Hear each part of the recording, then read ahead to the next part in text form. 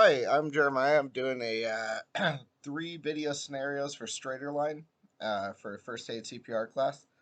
The first video I'm going to be doing is going to be the. Sorry, give me one sec here. The burn scenario. It's going to be a family member has just spilled hot water onto their skin, and it talks about a bubbling and red area. So we can assume that's probably going to be a second-degree burn. I'm using this little stuffed animal here to simulate on. Um, but what you're going to do is call 911. Give them the information of what the burn is, what it looks like, what you're doing to help it. Obviously, go by their requests. But so if this is the burn area, what you're going to want to do is after calling 911 is run cool or cold water over the burn area to help it cool down. And then if there's any jewelry or clothing um, around the burn area or on it, if it's safe to remove, you want to remove that so it doesn't get stuck in the skin. Um, and then, depending on when emergency services get there, um, if it is safe to cover it, um, I would probably say go ahead and do that. But I think at that point, it's probably not going to be recommended. And so I think just kind of keeping it cool and protected is what you need to do in that situation. The second scenario I'm going to do, which would be a second video, is going to be the tennis one. You're at the court.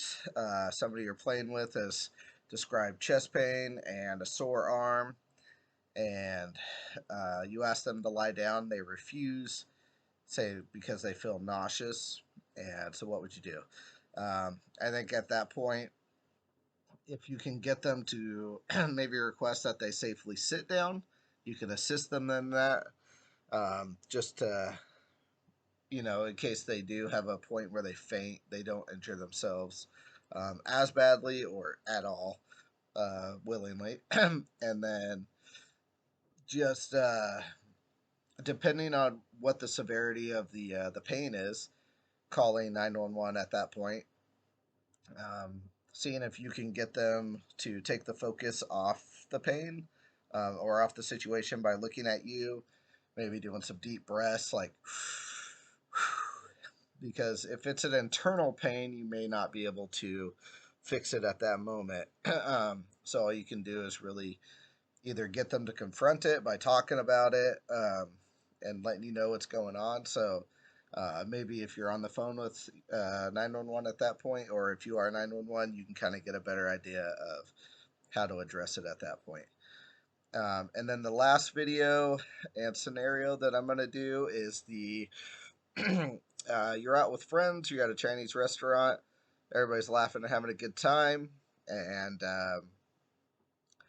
somebody just starts gagging, and there's no noise or breath coming from them. And so, what would you do? I think if you can have them safely remove the object themselves, if that's a possibility. And if it's not, maybe try to encourage them to cough, like maybe a hard cough. Maybe that'll help lodge it or dislodge it, excuse me. Um, or if that doesn't work, I think, obviously reading the situation, call 911 when needed.